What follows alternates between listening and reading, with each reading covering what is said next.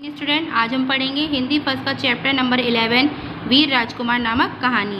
प्रस्तुत कहानी ऐतिहासिक पृष्ठभूमि पर आधारित है। इस कहानी में एक स्त्री अपने दुर्ग की रक्षा के साथ साथ अपने बुद्धि कौशल से शत्रु को अतिथि मानकर उनका अतिथि सत्कार करती है और शत्रुओं को परास्त कर महिला सशक्तिकरण का सजीव उदाहरण प्रस्तुत करती है। तो कहानी कुछ इस प्रकार है। राजकुमारी ने हंसकर कहा, पिताजी, दुर्ग की चिंता ना कीजिए। जब तक उसका एक भी पत्थर से पत्थर मिला है, मैं उसकी रक्षा करूंगी।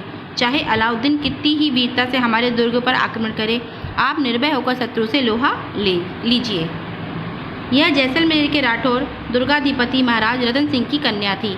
इस समय बलिष्ठ अरबी घोड़े पर चढ़ी हुई थी और मर्दानी पोशाक पहने हुई थी। उसकी कमर में 2 तलवारें लटक रही थीं।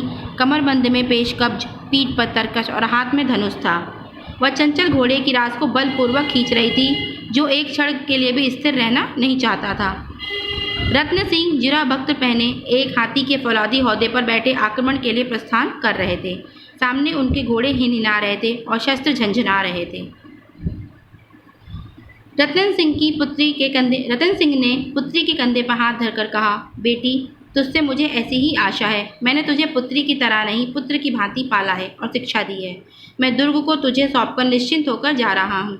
देखना, सावधान रहना। शत्रु केवल वीर ही नहीं, धूर्त और छलिया भी है।